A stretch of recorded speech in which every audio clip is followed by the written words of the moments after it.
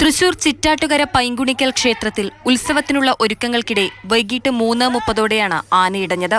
കൂട്ടിയെഴുന്നള്ളിപ്പിന് മുന്നോടിയായി കുളിപ്പിക്കുന്നതിനിടെ പാപ്പാനെ തട്ടിമാറ്റിയ ചിറക്കൽ ഗണേശൻ എന്ന ആന ഇടഞ്ഞോടി. ആന ഓടുന്നതിനിടയിൽ സമീപത്തെ പറമ്പിൽ ഉറങ്ങുകയായിരുന്ന ആലപ്പുഴ സ്വദേശിയായ ആനന്ദിനെ കുത്തി. ആനന്ദിന്റെ ഭാര്യ രഞ്ജു ഓടി മാറി.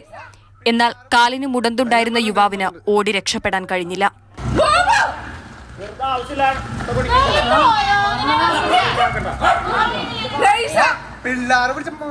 സംഭവത്തിന് പിന്നാലെ ചാവക്കാട് താലൂക്ക് ആശുപത്രിയിൽ എത്തിച്ചെങ്കിലും ആനന്ദിന്റെ ജീവൻ രക്ഷിക്കാനായില്ല.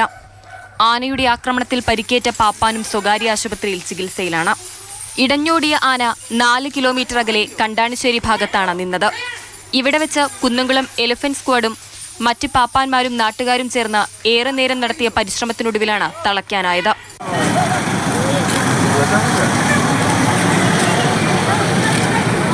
4 മണിയോടെ തളച്ച ആനയെ ലോറിയിൽ മറ്റൊരിടത്തേക്ക് മാറ്റി. ഇതോടെയാണ് പരിഭ്രാന്തിയിലായ ജനങ്ങളുടെ ഭീതിയൊഴിഞ്ഞത്. ആനയുടെ ആക്രമണത്തിൽ മരിച്ച ആനന്ദിന്റെ മൃതദേഹം ചാവക്കാട് താലൂക്ക് ആശുപത്രിയിൽ സൂക്ഷിച്ചിരിക്കുകയാണ്. മാതൃഭൂമി ന്യൂസ്, തൃശൂർ.